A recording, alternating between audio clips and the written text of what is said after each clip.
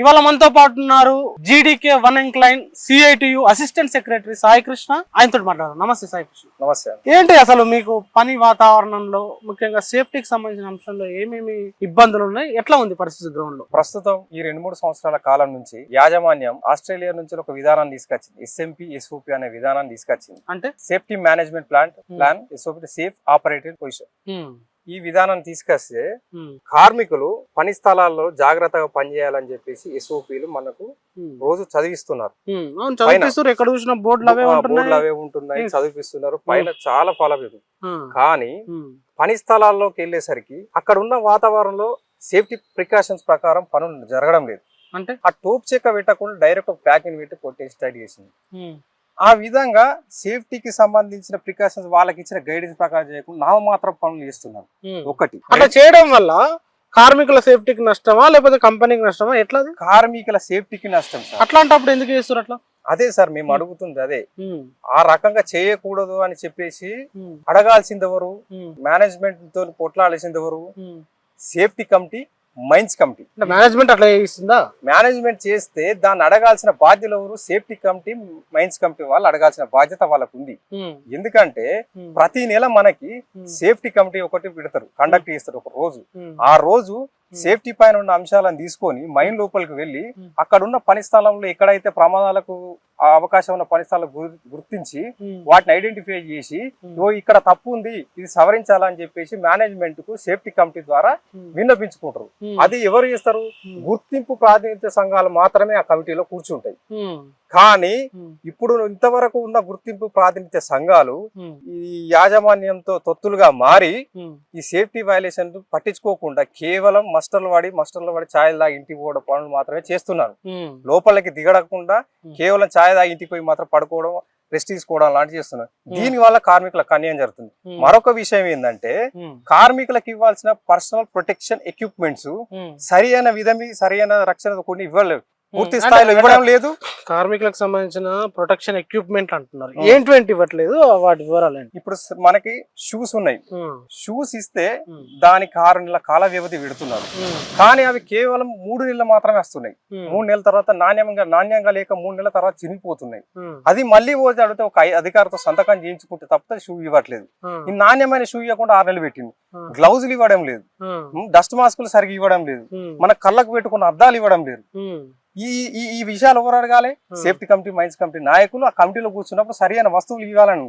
కానీ safety committee నాయకులు ఏమడుగుతారు? Road బాగాలేదు, అక్కడ డ్రైనేజ్ బాగాలేదు అంటే సేఫ్టీ కమిటీలో అడుగుతున్నారంటే డిడిఎంఎస్ వాళ్ళు కూడా రాసుకుని పోయి ఒక సిఐటి వాళ్ళు మాత్రమే కరెక్ట్ గా అడుగుతారని చెప్పేసి. మీరేం అడిగారు? మేమేం అడిగిందంటే సేఫ్టీ ప్రకారం లోపట ఎవరైతే నిపుణత కలిగిన వ్యక్తులు, అనుభవం కలిగిన వ్యక్తులు మాత్రమే సేఫ్టీ కమిటీలు ఉంటే వాళ్లకు సరైన అవగాహనతోని లోపల అడుగుతారు. కానీ యూనియన్లకు ఉన్న వ్యక్తులనే తీసుకొని వాళ్ళకి ఏం తెలియకుండా కమిటీలో కూర్చోబెట్టడం వల్ల ఈ కమిటీ సక్రమంగా నడవదు.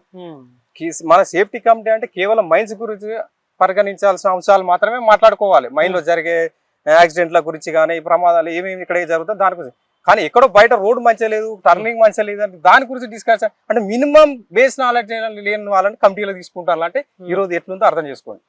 ఇంకా ఎట్లా ఉంది అంటే పని ప్రదేశంలో ముఖ్యంగా ఆ కోతుల బెడద ఉన్న నేపథ్యం, పాములు ఇవి వస్తున్న సందర్భంలో హెల్మెట్లు అంటే మేము గ్రౌండ్ రిపోర్ట్ చేసినాం, హెల్మెట్లు పెట్టుకోవడానికి వాళ్ళకంటూ ఒక ర్యాకులు లేకపోవడం, వాళ్ళ టిఫిన్ బాక్సులు కానీ బ్యాగులు పెట్టుకోవడానికి ఇలాంటి సమస్యలు కూడా గ్రౌండ్ లో కనిపిస్తున్నాయి. ఎట్లా ఉంది దాని పరిస్థితి? ఏమంటున్నారు?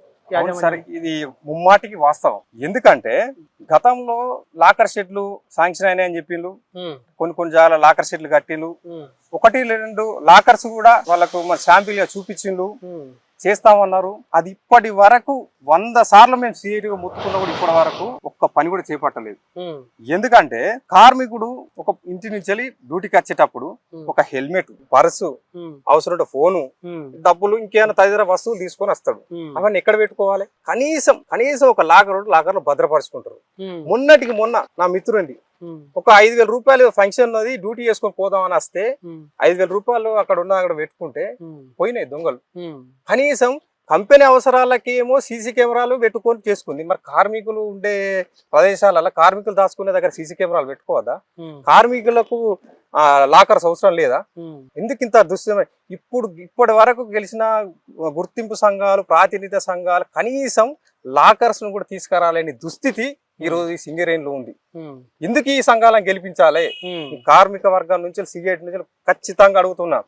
మేము గనక మమ్మల్ని గనక బలపరిస్తే ఖచ్చితంగా లాకర్స్ తో పాటు తీసుకురావడానికి ఖచ్చితంగా కృషి చేస్తాం.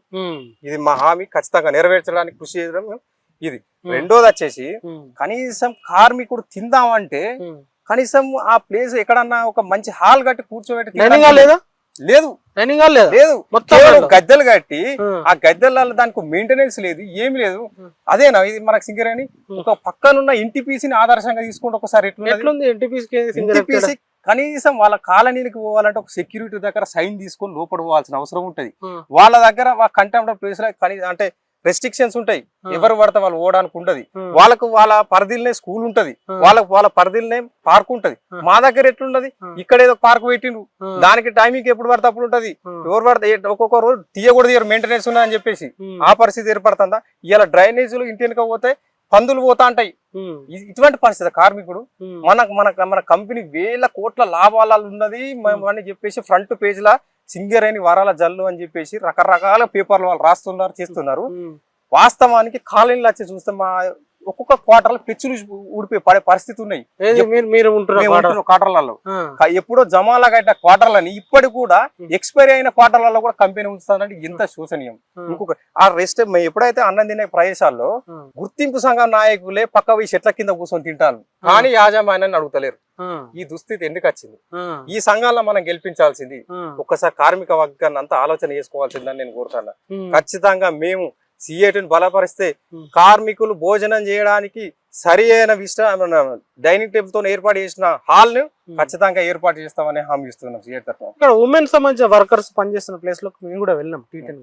వెళ్ళినప్పుడు వాళ్ళు ఎక్కడో పనిచేస్తున్నారు, వాళ్ళ వాష్రూమ్ లో కానీ వాళ్ళు వెళ్ళాలంటే మళ్ళీ ఇంకెక్కడికో వెళ్ళాలంట, మధ్యలో కోతులు వస్తాయి, సెక్యూరిటీ లేని పరిస్థితి అన్న విషయం వాళ్ళు కూడా చెప్పారు మాకు. అవునండి, కరెక్టే అండి. మనకి సింగరేణిలో చైన్ సిస్టమ్ లాగా ఉంటది అన్నట్టు.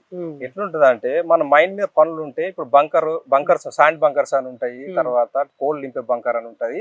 దాని నియర్ బై 500 మీటర్స్ 600 మీటర్స్ లో 2 బంకర్లు అని పెట్టించింది.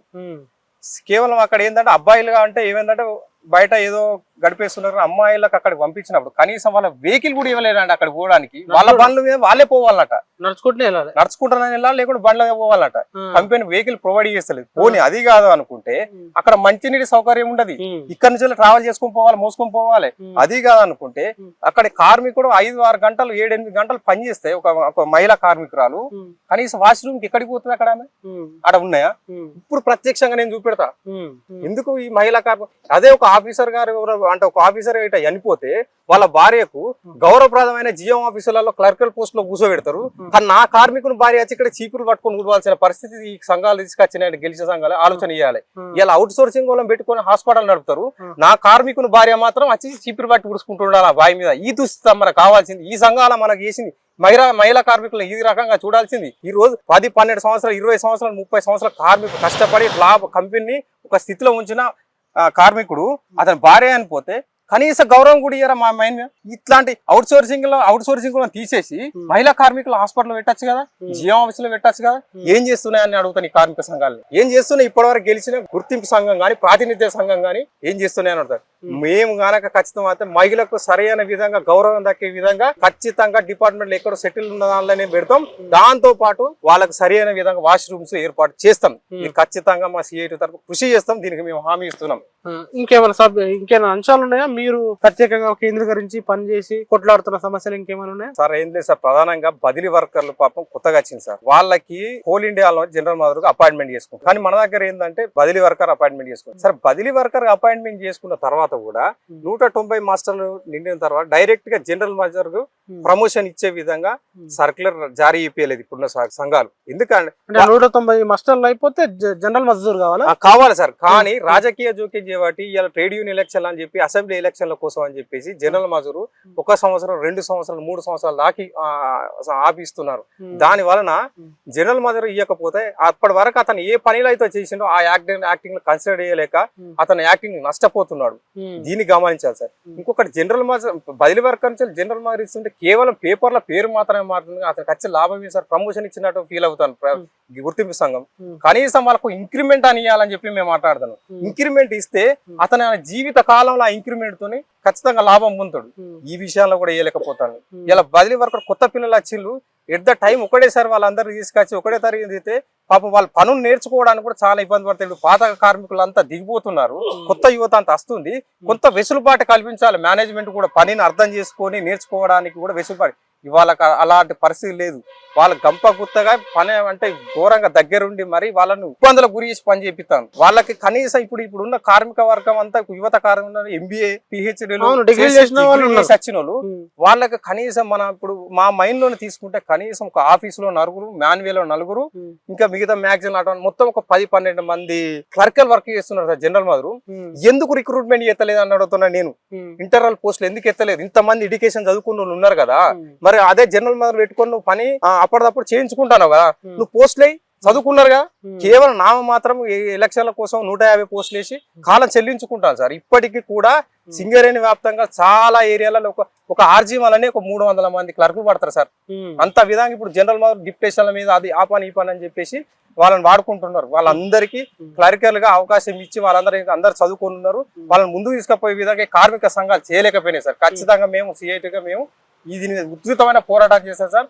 వాళ్ళు మంచి భవిష్యత్తు ఉంటుందని చెప్పేసి మేము చదువుకున్నాం కదా, నేను అదే పనులు ఉంటానా అన్న కాన్సెప్ట్ వస్తే ఈ రోజు ఆ నోటిఫికేషన్ వేసినా కూడా గోవాల నుంచి ఎక్కడెక్కడ నుంచి ఎగ్జామ్ రాసి దుస్థితికి తీసుకొస్తుందంటే ఇలా యాజమాన్యం ఎట్లున్నది, గుర్తింపు సంఘాలు ఎట్లున్నాయి ఒకసారి ఆలోచించండి.